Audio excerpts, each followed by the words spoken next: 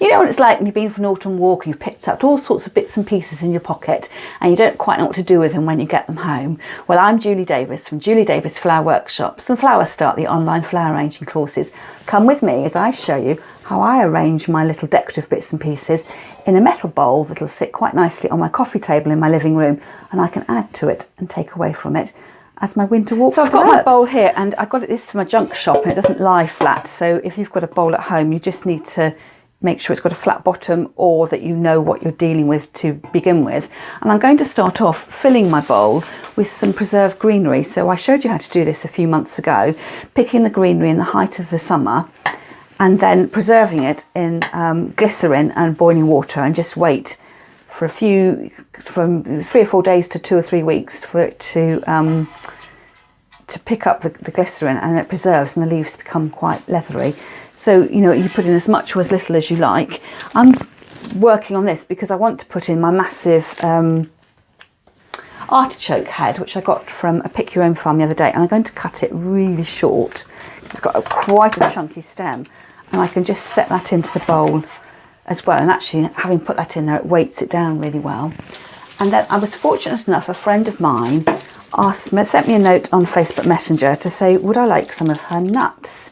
And these are, from memory, filigree hobnuts. So you've got the little nut inside, and it's got all these filigree, the little trails and trims around there. And again, I thought that's a great textural contrast to the sort of soft velvety centre of my artichoke.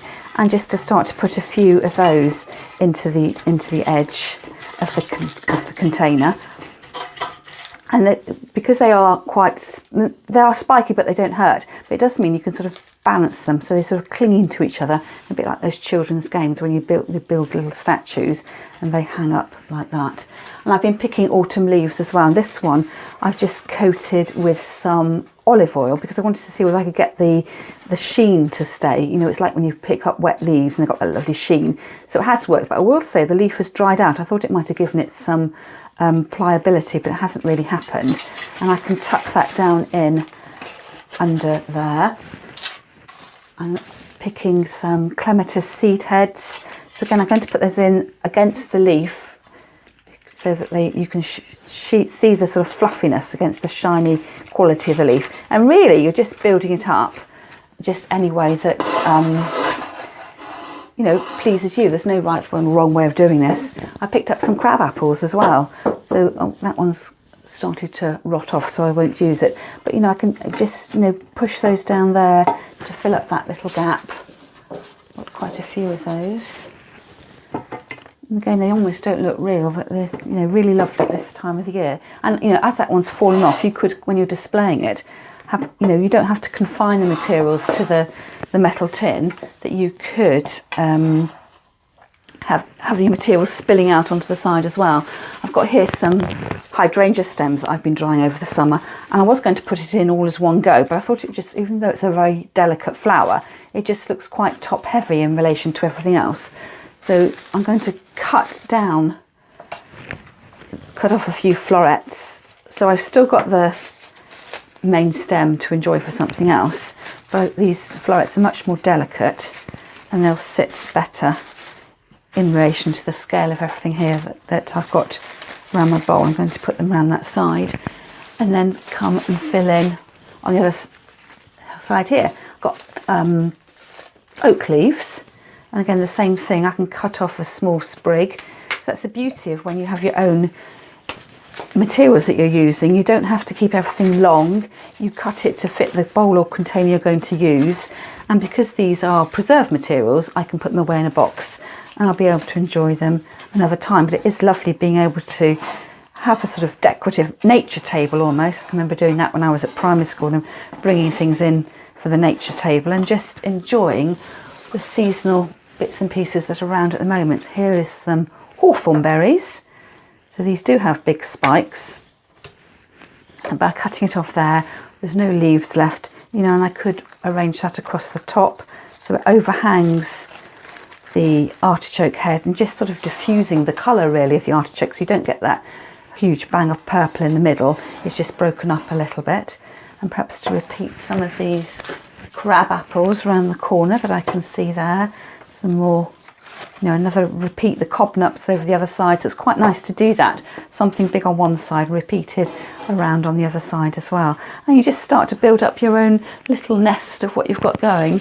I've got here as well, reaching round, a huge lichen branch. I really, really love lichen. And if you're being bold, you could just lay that right the way over the top. I don't think it's going to work at the moment, but I can snap that off. And then, I could rest it up against the other side, and that's adding another layer of textural interest. I've got a bit of a gap down here. I'm searching around what I can put in.